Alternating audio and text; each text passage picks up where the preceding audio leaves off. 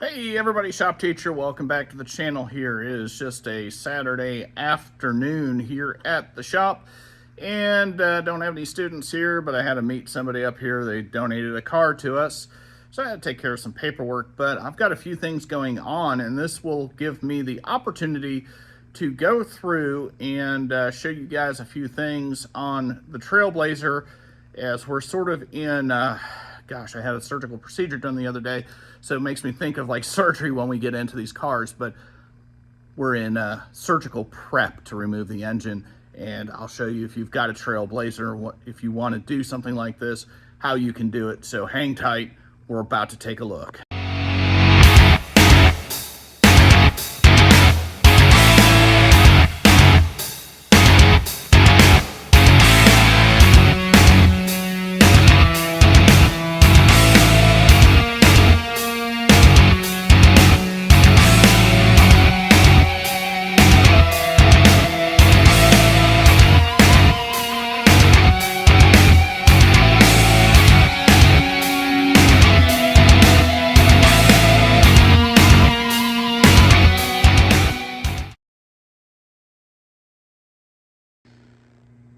Okay, so basically this is going to be the same for either the 5.3 or the 6.0 Trailblazers, Envoys, Saab 9.7s. If you want to do an engine swap where you go from the inline 6 to the V8, I don't see where that would be much of an issue. I do know on these, the SS does have a 9.5-inch rear end.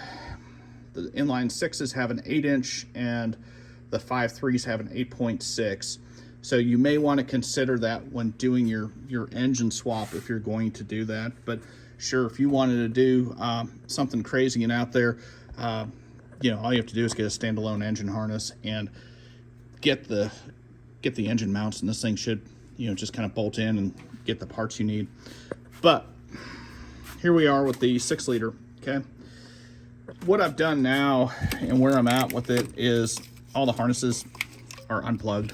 I have to detach this from the intake manifold, and I've unplugged all the injectors. The coil packs are unplugged. There are going to be a couple of plugs on the bottom here for the crank position sensor and the NOx sensor. There's also going to be a plug down here on the bottom of the crank that I haven't gotten to yet. And like I said, I had something done the other day. I've got some back issues, so it's a little difficult for me to kind of, you know, squat around and get in there. Now, one thing on these, before I get into the prep, I know I'm always all over the place. That's my ADHD kicking in there. Down here is the air conditioner, okay? That AC compressor. This one is totally locked up. I do have a new air conditioner for this one. Now, you know, we're building somewhat of a street race truck or grudge race truck or 8th mile race or whatever you want to call it. So I do want to maintain like air conditioning and stock interior. We're not going to go as extreme as the other. So I am going to replace that air conditioning system. I'll go through that. But there's a couple of things on these that make them a little odd or different or whatever. Where you get into some swaps, I don't know if you can see it there. You can see it a little bit better down there. But that's your AC compressor. The clutch on this one is seized up. So either the clutch or the idler down there will seize up. It is on its own pulley. It's not on the serpentine. So the crank pulley has 2 grooves. The back groove on it is for the AC compressor. When I got this, sorry, I'm just kind of bumbling around here. I did get this from this Duralast and AutoZone. Not sponsored or anything like that, but if you need to replace it, this is the one. But no sense in replacing it with this thing locked up. So we'll replace the condenser, the coil, the compressor, all that stuff's gonna get swapped out. Now this does have the truck accessories. So one thing to keep in mind on the engine that I have over here, the water pump and the pulley are different on the F-body and the GTOs. So they look very similar, but the alignment is going to be off, all right? So this this, I'll show you here where this kind of goes, but the pump is going to be a little bit different where the inlet is on the pump, and this crank pulley does not stick out as much as what a truck pulley does. So if I try to put the truck accessories on this engine with that crank pulley, it's not going to work. So please, please, please keep that in mind when you do your swaps. All right, that's super critical. It's not a big deal. You can buy all the parts and accessories and all that. I have, long ago, this came out of a GTO. I do have an F-body power steering pump. That's long since gone by the wayside here for this particular engine. I don't have it anymore, but I do have the correct power steering pump, and I do have the correct bracket, and everything's going to work. The down here is where the AC compressor bolts up. These three right there. Okay, so we're going to put that AC compressor right there. Shouldn't have an issue at all. Now what I want you to see is the alternator location is down here. The power steering is going to go here. If we look at what they call the truck accessories, okay, take a look at where this water pump is coming out, okay, and that's the water pump outlet here. I'm sorry, the radiator outlet and water pump. Our alternator is mounted high and the power steering pump is mounted low. So I cannot use these accessories and keep the stock look, because the Supercharger pulley is set up for a GTO. The crank pulley is set up for a GTO. And then if we look at the radiator that I'm going to show you is going to be upside down. But this is where the radiator hose comes out on the upper hose. If you look at the style for the GTO, this is upside down, but you can see it's not nearly, that's going to be the top one there, bottom one, top. They're a bit different. So this radiator is pretty awesome. Be Cool built this one for me about 10 years ago, and the thing is just huge. I love it. We should never have an issue running a hot engine with this one, ever, ever, ever. Shouldn't be a big deal. You know what? This, I believe, that's a Ford radiator. I'm just thinking out loud here as far as what radiators I have and what might work. A small block Chevy radiator may work, I'm sure. And I disable comments just because sometimes I have students and things in the videos, and we just don't want negative comments. But reach out to me. My email's in here. So if I'm wrong, let me know. But hopefully this thing will be going much sooner than later. But as far as pulling out the engine, the way I have decided to do it is we're going to pull the engine and trans out as a single unit. We felt like it might be a bit easier to get it out that way, and the way we're going to do it is we're going to pull out from the core support, and I've got the radiator here, the condenser for the air conditioning system here, and you can see down here that went across this area, okay? And there's just 4 bolts that hold that in. The headlights came out real easy. There's just 2 clips, a clip here, a clip there, and those came out super easy. The front bumper cover was a bit more challenging. On this, I couldn't figure it out for the life of me, but there's just a little tab there that you have to push in, and then it just slides forward, so it's on this piece right here, okay? And then you have broken bolt, and then just a plastic push pin, and that's what holds the front bumper cover on. I completely got rid of the front bumper piece that goes around here, but you have this giant bash bar. Now, one of the things that I'm going to look at, and I know I said this was an engine removal video, but also want to kind of explain what my plans are with this. We are running a supercharger, so with that, we need to keep that supercharger cool. Superchargers generate a ton of heat.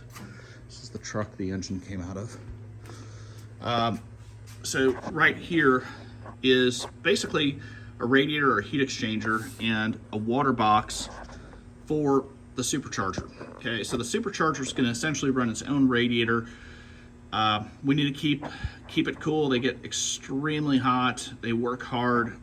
All that air getting forced in there just gets hot. So what my plan is with this is to put that in the front bumper. Now, there are a few logistical challenges here, and I'm not quite sure. I'm gonna have to do some research. The first thought was to get the torch and just cut this giant bash bar out of here. I don't know what that's gonna do to the structural integrity of this truck, and I call it a truck. People used to make fun of me when I had my 97X 5.3. Oh, it's not a truck. Well, it's on the GMT360 platform. For the sake of argument, we're just gonna refer to this as a truck because it's certainly not a car, okay? We could possibly mount it behind here or hang it down. So we may put some mounts in here or weld something to this or drill through it with some bolts and put some brackets down there. The biggest thing is if I put it back here, okay, we've got this bar and I want fresh air to get across it. And I also don't really want to block anything coming into that radiator. It's going to be a bit of a challenge. So I don't know. I've got a couple of ideas and I'm just, kind of bouncing the ideas around. The other idea with that heat exchanger is to go in the rear. So the spare tire is underneath, and I thought, well, maybe we could just remove that spare tire and put the heat exchanger underneath. But then that leaves me without a spare tire, but that comes back to the summertime where I've never, it's been years since I had a flat tire, and of course the one time I was driving without a spare left me at 2 o'clock in the morning and cost me a $300 tow, but hopefully that won't happen. But back to this, real simple here, okay? On pulling this engine out, now that we've got everything taken off here, I'll take the radiator off this probably Monday or Tuesday if I'm feeling all right, and get this AC condenser out. We'll get the lines and front accessories off. I'm trying to find if you can even see them. There's going to be an engine mount on either side. I'll show you on this engine.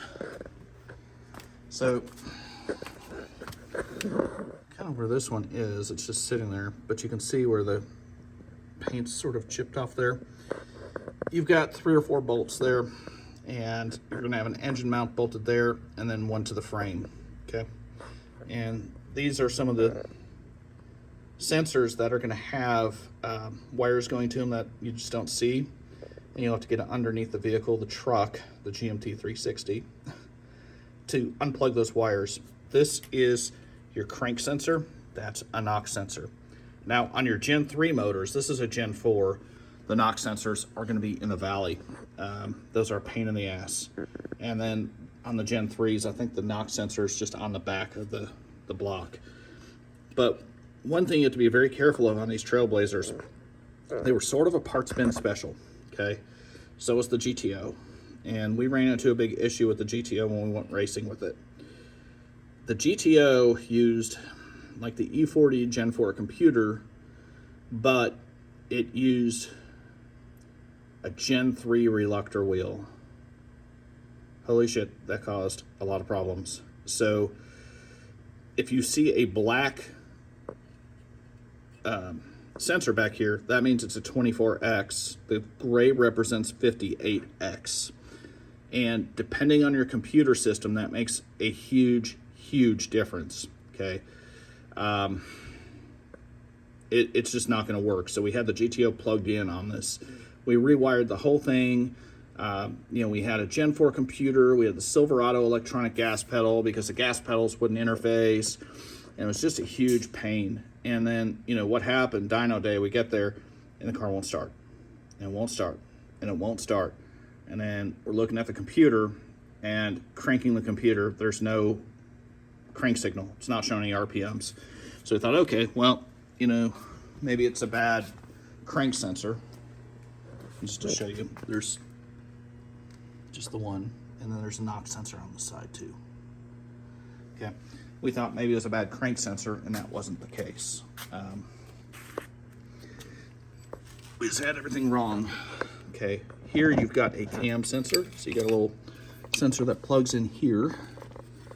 I'm trying to see, I thought there might have been another, something that plugged in down here. Yeah, I'm having kind of a hard time getting around. But that, I believe, right here is just the cam sensor on that. So when you do a swap or you're putting a new motor in, just make sure, change those sensors out. It adds up quick, I know, but the last thing you want to do is get onto your dyno or get to your tuner or start getting this thing, you're all excited, ready to go, and then you realize you got a bad sensor. And also make sure that everything fits with the computer system and wiring harness that you're using. As for now, the plan with this is to reuse the stock computer and tune it. So I'm going to be doing some stuff with HP tuners, and I don't know the first thing really. I know a couple of things, but maybe I know the first thing, but I don't know everything or even close to past the second thing about tuning. So I'm going to kind of learn and maybe share some of the education with you on tuning. But that's a whole nother thing. So when you get everything set up, just make sure that it all works together. Speaking of that, and I hope I'm not boring the life out of you with just a bunch of talking, but as I'm seeing all this stuff, this is all important when doing your swap. Okay, I'm gonna go over to where the supercharger is. I think it's on the other side of the shop, so bear with me. But I want you to look at this throttle body, okay? These throttle bodies are drive-by-wire, okay? And this is super important. I'm clearing my throat because the kids just laugh at me with some of the stuff.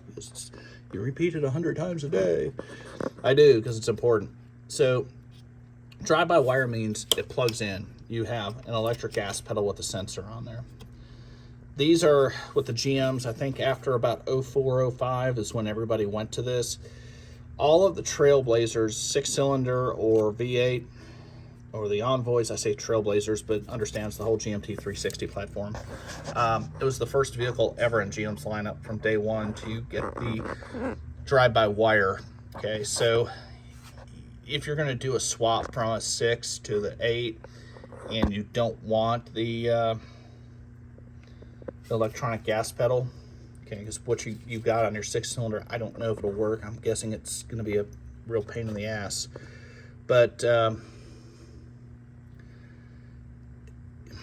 if you want to do the cable, you're going to have to fab up some type of cable system because it was never a factory thing. So there's not a factory cable gas pedal type or cable throttle mounts, you know, where it's routed around here or whatever. So keep that in mind. My plan with this to try to keep things easy and never ever open up an electronic throttle body because you have to recalibrate it too. But my plan with this one is, you can see just all the grunge back there. I'm sure it's just gross. So I'll clean it out, maybe have it ported, polished a little bit, and reuse this one. Because I don't know if the GTO throttle body will work or if it's even compatible with this gas pedal. Okay, let me show you what I'm talking about. And this becomes a real big thing. So if you do a, sorry, it's dark here, like I said, it's Saturday. If you're gonna do a swap with like one of the GMT 800 trucks, like a Tahoe, Suburban, whatever, it's maybe the same, I don't know. But just for good measure, looks like we've got this thing maybe upside down. Yeah, it's definitely upside down. Doesn't matter, it's not really doing anything. But you can see this throttle body is slightly different. Just for good measure, I'm not reusing it. I'm gonna use the one that's on that Trailblazer. I don't wanna get into the first day of starting this thing up and it won't start because, you know, for whatever reason, we just decided to get rid of a perfectly good throttle body. Maybe I'll reuse this one and keep that one. I don't know. I'll have to figure that out. That may be a good idea, but don't throw away all your parts. I've learned that lesson a hard way multiple times. But back to this, back to our surgical prep. That was just my little spiel here on engine swaps, which is just, this was just kind of a good segue into it. So here you go. Pulled this off right there. I didn't even disconnect the cable for the hood. I didn't want to do that. Don't need to, I don't think, at this point. So just left the hood latch on there, and there we go. Just pulled that piece out. Then this will all come out, and then you can pull it out. Now, this is good for the 6-cylinder, the V8, whatever. So I don't know, maybe you have a 6-cylinder that's still a good truck, and it's engine's just rough and blown up, and you just want to put a brand new one back in it, or a junkyard one. To me, this is the easiest way to do it, because you can see, and I never had one of the 6s, but I did have the 5.3 in my Saab. But part of this is under the firewall. So to me, it's just as much effort to pull it out. And we're gonna redo all the suspension and stuff in there. One thing that I saw in another video, pulling this out, now this is all-wheel drive, so and you can't see it. I'll have to make another video on that. But the oil, our oil pan has like this circular thing in the middle of it, this hole, this pass-through for the CV axles, and the front diff is located up there. So what I saw in this other video was just unbolt. If you do have the 4-wheel drive, all-wheel drive, unbolt the oil pan, because you're going to have to dismantle the entire suspension. Now, I'm going to do that anyhow, but with this, I do want it somewhat mobile. You can see, I mean, man, I got so much stuff in here. We have so many projects, but I have very little room here to pull an engine. So I do want to be able to roll this thing back and forth. That was the key to that. And I'm sure if you're doing this in a garage or driveway, you might want to be able to move your GMT360 upwards and backwards and forwards. So just keep that in mind. You know, undo that oil pan and just lift it out. Now, make sure everything's drained out. Make sure all the fluids are drained out. This will probably make a huge mess. Also, drain your transmission fluid completely out, because when you pull that out, it is going to pour out of the back. AutoZone or O'Reilly's, Advanced Auto Parts, all those guys, just walk in, they sell these plugs that you can just put in the back of the transmission. Those are worth the money. Some people put an old red rag in there. Hey, cool, whatever works for you. I'm not going to judge, I do that too, but I do have at my house some of those plugs that go in the back of the trans, because I was pulling that GTO motor out constantly.